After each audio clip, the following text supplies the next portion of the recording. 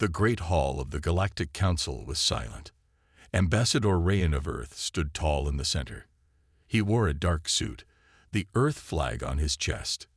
Behind him, the giant round chamber was filled with leaders from 100 alien species. Their faces were cold. Their eyes watched without emotion. Rayan looked around, confused. He had expected applause, respect, even celebration. After all, humanity had just helped win the Council War against the Sylvar pirates. Earth had lost thousands of ships, millions of lives, but they have fought bravely, honorably. He stepped forward. We are ready to take our seat on the Council. Earth has earned it. There was a pause. Then the High Speaker of the Council, a tall creature with crystal skin and 6 arms, raised its hand. The Council has voted, the creature said. Rayan waited. The speaker's voice echoed. Earth is to be removed from Council status, effective immediately. Your fleet will stand down. Your weapons will be deactivated. You are no longer part of the United Systems. The words hit like a punch. Rayan stepped back. What? That's impossible.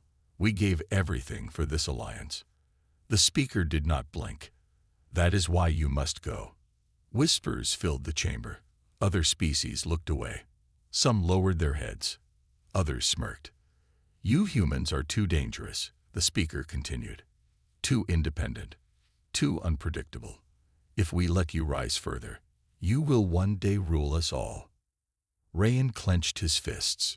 You fear us. We fear your ambition, the speaker replied. Rayan turned toward the exit. This isn't a vote. This is betrayal. The lights in the hall dimmed.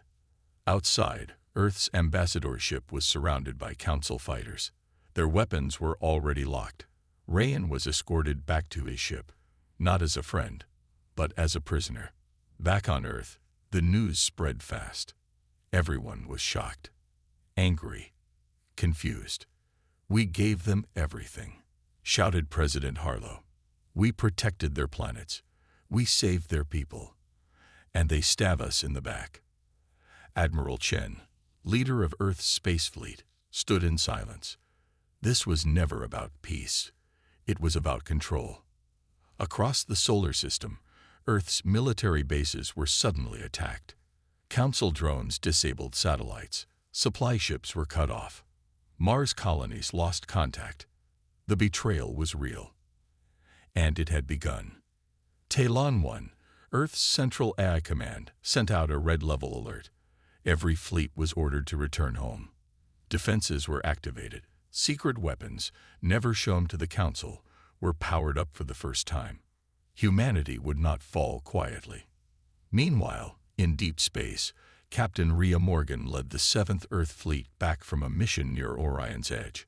Her ship, the Solar Lance, received the alert mid-jump. Her screen flashed. Keoon Seal Betrayal. Return immediately. Defend Earth. She stared at the message. They betrayed us, after all we did. Her second-in-command, Lieutenant Arjun, shook his head. They were never with us, just waiting for the right moment to turn. Rhea gritted her teeth. Then we make them regret it. The Solar Lance turned toward home. Back on Earth, chaos spread. Alien agents hidden on the planet activated. They caused blackouts, attacked command centers, and sabotaged defenses. But they made one mistake. They underestimated human unity. All over the world, people came together. Engineers, soldiers, hackers, pilots, even civilians. Old divisions were forgotten. Humanity was under attack, and the response was instant. We're not just defending Earth, said Admiral Chen. We're standing up for every species they've crushed before. This council has ruled with fear. Now they fear us. Underground bunkers opened. AI-controlled ships launched from secret hangars. Human-built war machines, faster and stronger than the Council ever knew, lit up the night sky. President Harlow stood before the United Nations for a global broadcast. They call us dangerous, she said. They are right. We are dangerous. To those who lie, who betray, who think they can control free people, we are humans, and we will never kneel. Across the galaxy, other species watched. Some cheered, others worried. But one thing was clear: the humans were not broken. They were rising. Back at the council, panic began. The High Speaker watched as Earth's fleets regrouped, as planets that once followed the council started to question their loyalty, as whispers of rebellion spread. They were supposed to break, the Speaker said quietly. Why are they getting stronger? And Aide replied, nervous, because they are human. Far from the council core, deep inside a hidden moon base, Admiral Chen and Captain Rie met in person. Operation Phoenix is ready, Rie said. We hit them first. Chen nodded. Let's show them what betrayal really costs. She turned to the display screen. A galaxy map marked with targets. Council bases, warships, fuel lines. It's time, she said. Earth strikes back. The engines of Earth's secret fleets powered up. Humanity was no longer part of the Galactic Council. They were something more now. A storm. A warning. A force that would not be controlled. Darkness filled space outside the hidden moon base known as Haze 9. Inside, Earth's War Council was in session. Admiral Chen stood at the center of the chamber. Around her were holograms of key fleet commanders, including Captain Ria Morgan, General Vega from Mars Command, and AI Command Unit Talon 1. This is not defense anymore, Chen said firmly. This is payback. The betrayal by the Galactic Council had shocked humanity. But Earth didn't crumble. It adapted. It changed. It activated weapons and strategies that had been kept secret for years. Now, Earth was preparing to strike. Captain Ria spoke first. We hit their supply lines. Fast. Silent. No mercy. General Vega nodded. We target Council comms relays. If they can't talk, they can't coordinate. Talon 1 added in its smooth digital voice, I have calculated optimal strike locations. Probability of success, 89.4%. Chen looked around. Good. Then let's begin. The order was given. Across the solar system, hidden warships rose from the shadows. Long-range missiles armed with AI brains locked onto their targets. Stealth bombers shaped like black arrows cut through space toward Council outposts. This was not a slow war. This was precision chaos. The first attack came at Sector Delta 12, a massive Council fuel station orbiting a gas giant. It supplied over 60% of the Council fleet near human territory. The station's crew, mostly alien engineers, were not ready.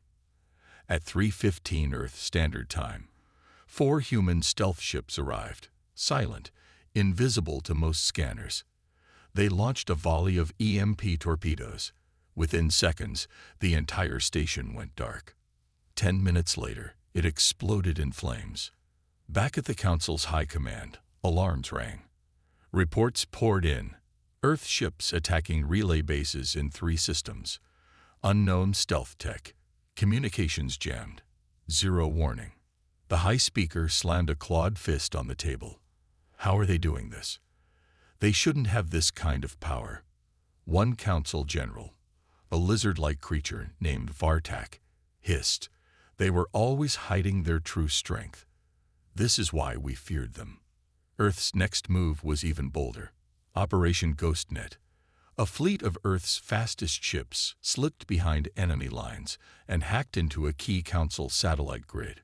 Using AI-assisted tech, they turned Council satellites against their own fleets, feeding them false coordinates, redirecting reinforcements away from real battles.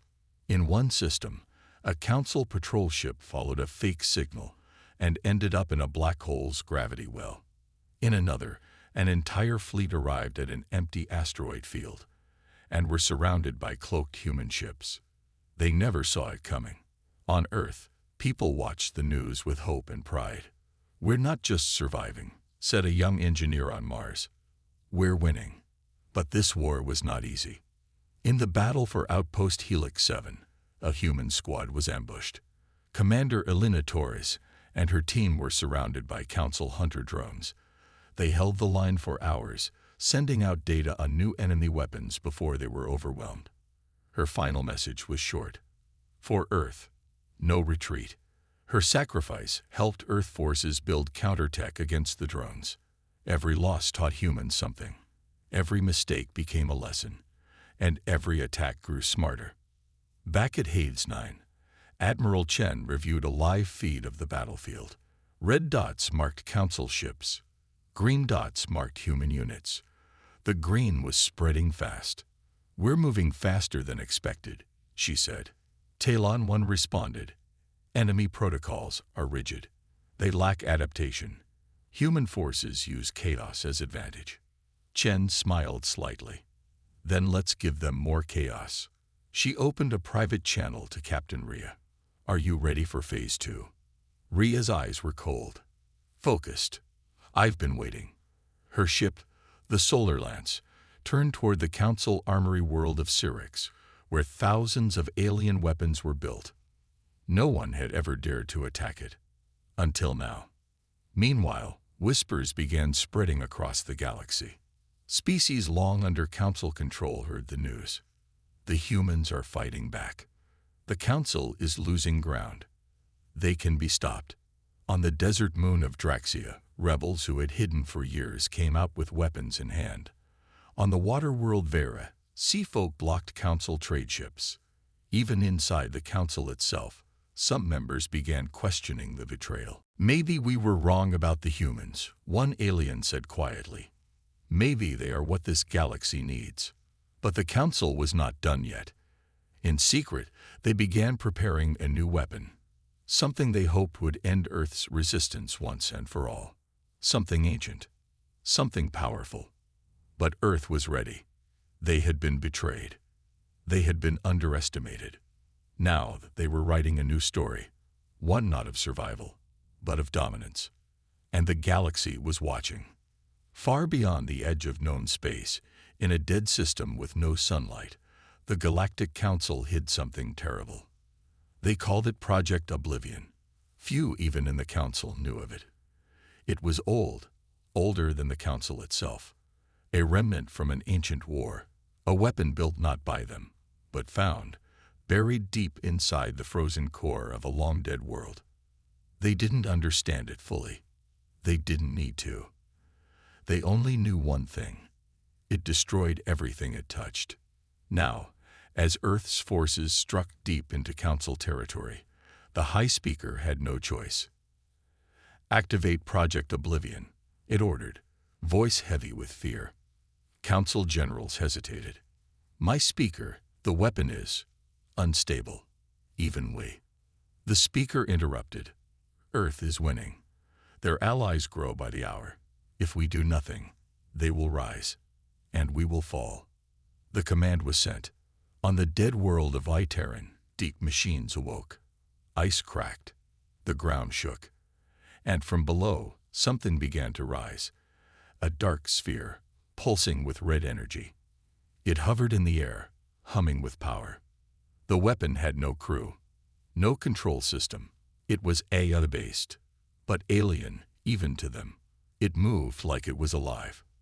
Its mission, total annihilation. Back at Hades 9, Earth's moon base, Admiral Chen studied new intel from intercepted Council messages. Something had changed. Council ships were pulling back. Defenses were shifting. "They're up to something," she muttered. Talon 1 appeared on the main screen. Encrypted Council signals suggest activation of hidden asset. Captain Rhea, now stationed near the front line, narrowed her eyes. "What kind of asset?" Talon's voice glitched slightly. "Unknown. Signals contain ancient code patterns. Non-Council origin. Probability of superweapon, 91%. Chen didn't flinch. "Prepare contingency plans." At the edge of the Helios belt, the first sighting occurred. A patrol of human ships reported a black sphere moving silently through space, larger than a battleship, but with no heat, no signal. It didn't fire. It just passed through. and the patrol lost power instantly. Engines, weapons, even life support, all dead. One transmission survived. A pilot's final message. It looked at us. I swear it looked at us. Then silence. The solar lance was sent to investigate. Captain Rhea approached the last known location, scanners on full. Nothing. Just stars and darkness. Then it appeared. Out of nowhere, the black sphere drifted in front of her ship. No sound, no movement, just presence. It was like space itself bent around it. Rhea felt a chill run through her body. Is that the weapon? Her second-in-command whispered. Talon 1 patched through from Earth. Caution. Object is warping gravitational fields. Possible dark energy emitter. Suddenly, alarms blared. Power dropped by 30%. Shields flickered. Lights dimmed. It's draining us, Rhea shouted. Retreat, Chen ordered through the comm. Rhea didn't argue. Her ship turned hard, pushed to maximum speed. As they pulled away, the weapon didn't follow. It simply vanished again into the dark. Back on Earth, a new fear spread. How do you fight something like that? One general asked. President Harlow gave her answer. We find out what it is. Then we end it. Earth's best minds got to work. Scientists, hackers, AI systems. They studied the old code in the intercepted council signals. Patterns slowly emerged, ancient languages, symbols, a name. Exo-null. Talon 1 ran simulations. This weapon consumes energy. Not just power, but data. Memory. Identity. It learns from targets and erases them. Admiral Chen didn't wait. Build a countercode. A virus. Something that can infect it. Talon worked day and night, deep inside its data core. Time was short. The exo-null had started moving again. This time, toward Earth. Captain Rhea volunteered to lead the defense. If this thing reaches us, we're done, she said. I'll stop it. Chen nodded. Take the virus. Get close. Upload it from inside. It's a suicide mission, someone said. Rhea smiled coldly. Not if it works. The solar lance launched. As it neared the exo-null's path, Rhea sent her final message to Earth. For everyone who trusted us. For everyone they betrayed. This ends now. She powered down weapons, cut engines, floated dead in space. The exo-null appeared, drawn by the silence. Rhea watched as the stars behind it vanished, swallowed by its field. Closer, just a little closer. When it reached optimal range, she hit the trigger. The virus launched, not as a blast, but as a beam of pure code, ancient language rewritten by human hands. The exo-null paused. Lights across its surface flickered. Then it screamed. Not in sound, but through waves of raw energy. Space bent. Systems fried. The solar lance cracked apart. But Rhea had already ejected in an escape pod. She drifted silently as the exo-null began to collapse in on itself. Its energy folded inward. Red light vanished. The sphere shrank, then blinked out of existence. She whispered, it worked. Talon confirmed from Earth. Signal lost. Weapon neutralized. Cheers erupted across every command center. Earth had faced the worst weapon in the galaxy, and won. But this was not the end. It was just the beginning. Because now, the Council was desperate, and desperate enemies are the most dangerous. The fall of the exo-null shook the galaxy. No one believed it could be destroyed. No one, not even the Council. And yet, the humans had done it. Whispers spread like wildfire across systems once ruled by fear. If humans can fight back, maybe we can too. In the cities of Xerix Prime, graffiti appeared overnight. Rise. Rebel. Remember Earth. On the mining moons of Korga 7, workers began refusing council orders. A small group of rebels took control of a supply port and broadcast one message on all frequencies. We are not your slaves. Earth showed us the way.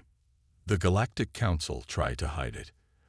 They erased news feeds, shut down comms, claimed Earth had used a forbidden weapon. But truth moves faster than lies. By the time the Council realized, it was already too late. Across 5 systems, resistance movements were forming, and Earth was listening. Inside Hades 9 Command Center, Admiral Chen studied a new map. Red zones marked Council control. Green ones showed Earth's allies. Now, yellow lights were blinking. Signs of rebellion. These aren't just random uprisings, Chen said. They're coordinated. President Harlow appeared via secure channel. It's time to make contact. Help them rise. Chen nodded. I'll send teams. Captain Rhea, still recovering from the Exo-Null mission, stood by her ship. I want in. You're still injured, Chen warned. Rhea smiled. A few cracked ribs won't stop me. She and her crew headed for Gulfar, a planet ruled by Council enforcers for over 200 years. Velthar's people were strong, insect-like warriors forced to mine fuel for the Council. Now they were ready to fight back, but they needed a push. The Solar Lance entered Velfar orbit under stealth mode. On the ground, rebels had gathered in old caves, hiding from scanners. Rhea landed the dropship in silence. She stepped out, met by tall, armored Velthari fighters. One of them approached. You are human. Yeah, Rhea said. And we're here to help. The Velthari looked uncertain. We have lost before. Rhea stepped closer. You haven't fought with us. That night, weapons were handed out. Earth's tech teams helped the rebels hack old Council drones. The Velthari had the muscle. Earth gave them precision. At sunrise, they attacked. Council command stations were overrun. Their gun towers exploded from within. Rebel flags flew from the city domes. Velthar was free. Back on Earth, news came from a system called Guro 9. The water-based Korean people, once peaceful, had blocked Council warships from landing. They asked Earth for shield generators and medical supplies. Earth sent both, no hesitation. Within weeks, over 14 species had reached out. Some offered fighters, others intel. A few, even old weapons Earth had never seen. Talon 1 ran the data. New network forming. Name, United Resistance. Admiral Chen smiled. A galaxy that feared us now calls us for hope. The Council, meanwhile, was crumbling from the inside. In secret chambers, high-ranking members argued. This was a mistake, said one elder. We should have accepted Earth. They are corrupting our order, shouted another. The High Speaker stood in silence. He watched the uprising unfold. His claws tapped the floor slowly. Finally, he spoke. Then we take Earth. We crush it completely, before the rebellion spreads beyond control. But Exo-Null failed. Then we used something worse. There was silence. Only one other weapon remained. A forbidden act. One never spoken of aloud. Planet core bombing. It was outlawed for good reason. It caused the destruction of entire worlds by igniting the inner core. Fire would erupt from oceans. Mountains would collapse. Billions would die. The Council had used it once before and erased the records. Now, they prepared to do it again. Earth's spies caught wind of the plan. An intercepted signal.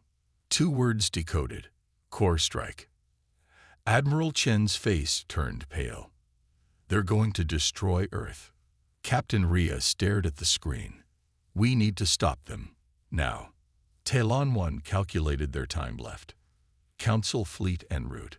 1 week before missile reaches Earth's orbit. President Harlow called every allied world. This is it, she said. They're coming to end us. But if we stand together, we end them. From Velfar to Guro 9, to the dark moons of Draven's face, allies answered. We're with you. This is our fight too. Across the stars, ships jumped to Earth's defense. The final battle was coming. And this time, Earth wasn't alone. The sky above Earth turned red. From the far edge of the solar system, the Council fleet had arrived. Thousands of warships, long, sharp, and black, moved together like a metal storm. Their weapons were ready. Their goal was simple: destroy Earth completely. At the front of the fleet was the core bomb, a massive missile designed to dig into the planet's crust and explode the inner core. If it hit, Earth would be gone in minutes. In Hades 9, Admiral Chen stood before a large holomap, her eyes locked on the enemy's position. "They're faster than expected," she said. "We have 72 hours before Earth is in range." Talon 1 responded, "Probability of direct strike, 94.6% unless intercepted." President Harlow spoke from Earth HQ. "Then this is it. No more hiding. We fight for everything." And they were not alone.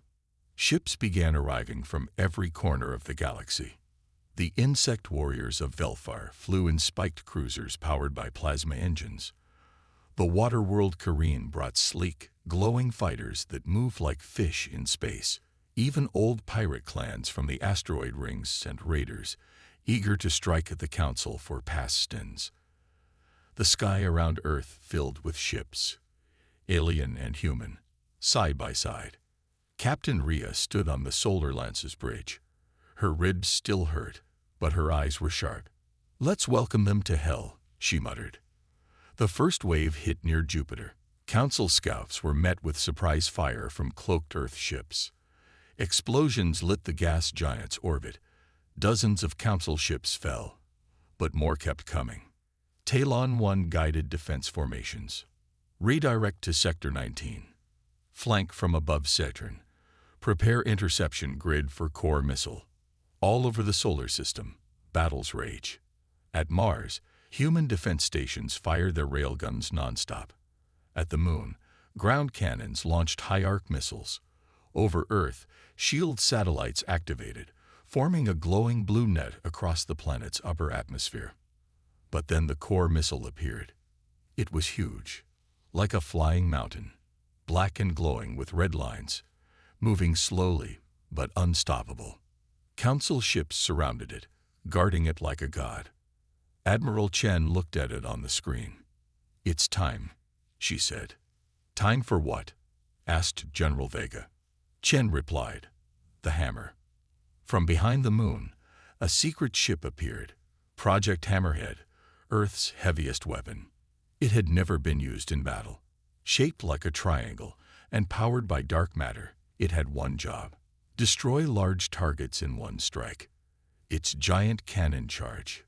Captain Rhea coordinated with the Hammerhead. "I'll clear the path." The Solar Lance flew directly into the Council's escort fleet.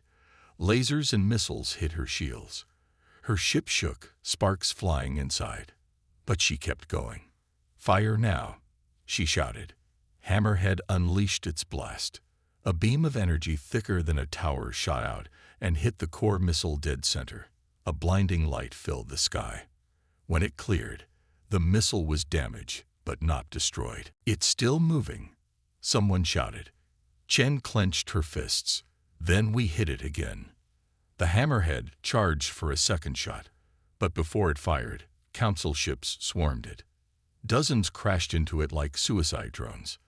A Hammerhead exploded in a ball of fire. Earth's last heavy weapon was gone. Silence hit the war room. Captain Rhea's voice came through. "We're not done." She turned her ship around. "I'm going in," she said. Talon 1 responded. "Suicide probability, 99.2%. She smiled. "So there's a chance." Rhea's ship flew full speed toward the damaged core missile. Her weapons fired constantly, tearing through the weakened armor. Explosions rocked the enemy ship. Her own hull cracked open. Inside, her crew evacuated. Rhea stayed behind. As the Solar Lance neared the core reactor, she opened her comm. "To Earth, to our allies. Finish what we started." She activated her ship's overload. A giant blast erupted as her ship collided with the core missile's weak point. This time, it was enough. The missile broke apart. Its pieces burned in Earth's atmosphere, falling like shooting stars. Cheers exploded across every human and alien ship.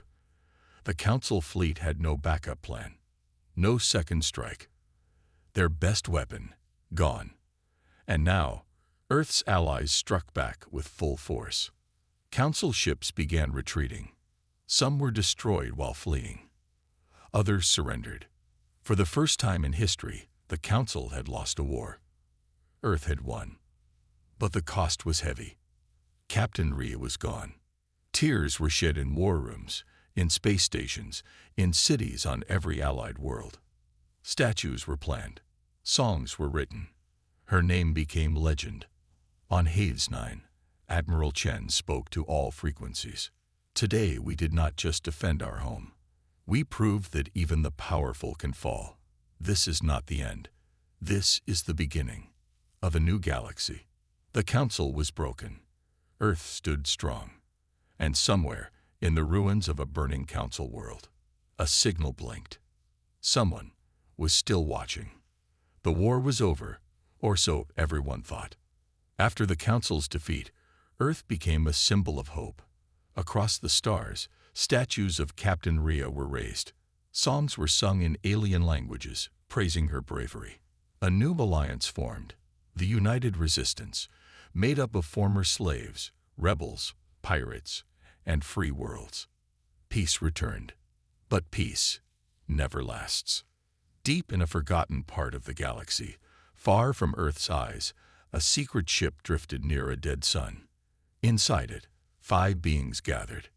They were not ordinary Council leaders. They were part of the remnant, the Council's hidden arm, full of extremists and fanatics. They had survived the fall, and they were angry. One of them, tall and scared, slammed his fist on the table. They destroyed everything. Our cities, our fleets, even the exo-null. Another hissed, and worse, they inspired others to rebel. Earth must pay, not with death, with fear. They revealed their plan. They had found something even older than the exo-null, buried deep beneath the lost world of Tirak, a machine from before known history, a living weapon called the Silence Engine. It didn't explode. It didn't destroy planets. It did something worse.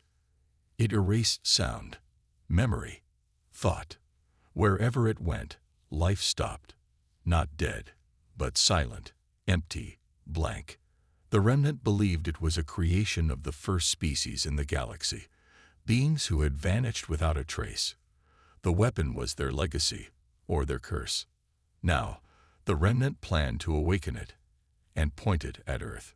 Meanwhile, on Earth, Admiral Chen was slowly rebuilding the fleet. Talon 1 now worked with dozens of alien AIs.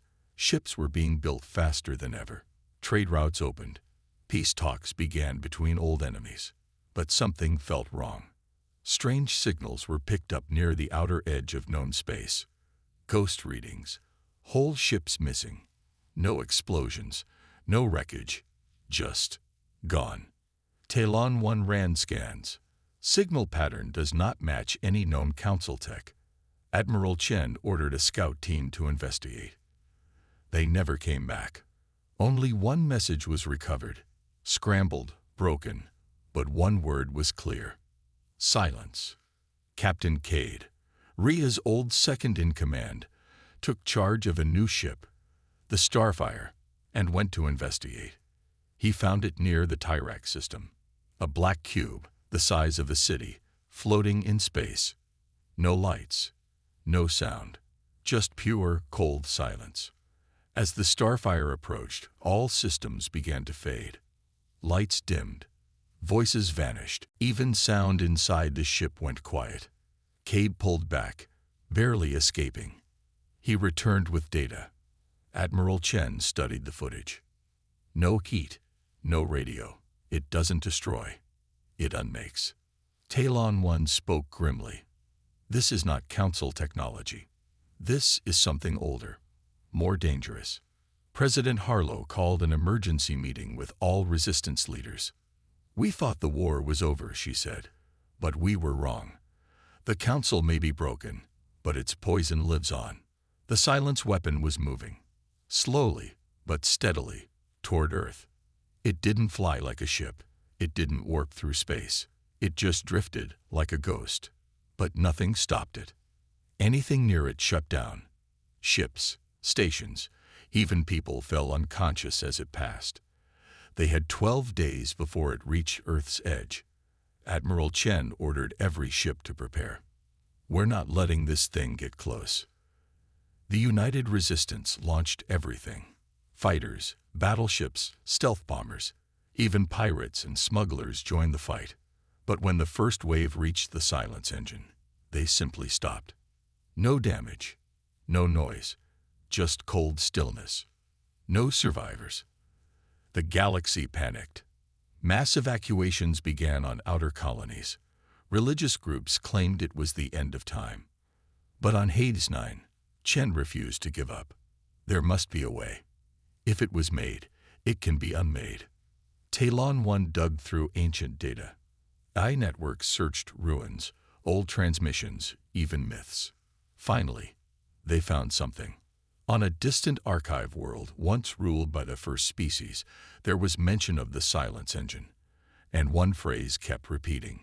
The voice must break the silence. It was vague, but it was all they had. Talon 1 worked non-stop to decode it. The answer, they believed, was a sound, a pattern of vibration so strong and pure it could shatter the silence field. A voice not of humans, not of aliens, but of all life, speaking together. President Harlow ordered it done. Across the galaxy, samples were recorded, human voices, Velthari roars, Korean songs, even the screeches of Draven war beasts.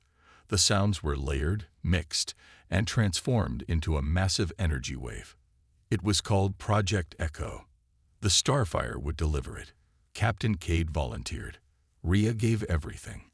Now it's my turn. He flew straight toward the silence engine. As he approached, systems began to fade. His ship creaked. The crew passed out. He stayed awake. "Play it," he whispered.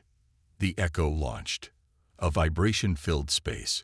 Not a sound exactly, but a presence. It hit the silence engine like a wave. And for the first time, the cube shook.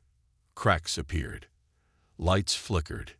Then, a blast of pure light exploded from the center. The silence was shattered. Captain Cade's ship tumbled away, smoking but alive. The weapon was gone. And the remnant, scattered. Some ran. Some fought and fell. Others simply disappeared. The galaxy was safe again. The silence was broken. The weapon was gone. The galaxy survived. Earth had once been the underdog, weak, alone, but not anymore. Now, humans stood at the center of a new alliance, not because they wanted power, but because they had earned trust. From the ruins of war, a council of equals was born. They called it the Galactic Accord. Representatives from over 40 species met on Earth, in a rebuilt city once damaged during the early attacks. The meeting took place under open skies. No walls, no weapons, just voices. President Harlow stood at the front. When we were betrayed, we stood tall. When we were attacked, we fought back. But when others cried out, we listened. This accord is not a treaty of fear. It is a promise of unity. The crowd cheered. Velthari warriors raised their fists. The Korean sang. Even former pirates clapped. Earth wasn't just a planet anymore. It was a symbol, a home for all who wanted freedom. In orbit above, space was no longer full of warships. It now held peace stations, floating hubs where humans and aliens worked side by side. Engineers, scientists, diplomats, even artists. The Starfire, once a warship, was turned into a science vessel. Captain Cade now led a new mission, exploration. "We spent too long fighting," he said. "Now it's time to discover." But deep below Hades 9, Admiral Chen still kept one room locked. Inside it, Talon 1 showed her something strange. A signal, it said. Weak, faint, very old. Chen frowned. Where from? Talon 1's screen zoomed out. Beyond known space. Beyond explored stars. There. It pointed to a dark corner of the galaxy. Uncharted. Forgotten. No origin ID. No known language. But pattern suggests it's a message. Chen leaned closer. What does it say? Talon 1 paused. Then replied, slowly, you are not alone. The words sent a chill through her. Chen stared at the stars outside. For now, Earth had peace. But peace is a bridge, not a wall. And bridges lead somewhere. Later that year, in the rebuilt capital, a statue was unveiled. Captain Rhea, frozen in bronze, stood tall, one hand on her hip, the other pointing toward the stars. Around the base, words were carved in simple Earth Standard and Velthari script. She didn't just save us. She taught us how to fight together. Children ran around the statue, laughing. Old soldiers saluted quietly. Tourists took photos. Even aliens came from far-off systems just to see her. Captain Cade visited often. She'd hate the statue, he joked once. She always said action mattered more than medals. But still, he smiled. Because now, thanks to her, Earth wasn't just a world anymore. It was an idea, a voice in the dark, a spark that lit the galaxy. And far, far away, beyond the edge of known space, something else listened. Something old. Something that had seen empires rise and fall. And now it had noticed Earth. But that would be another story.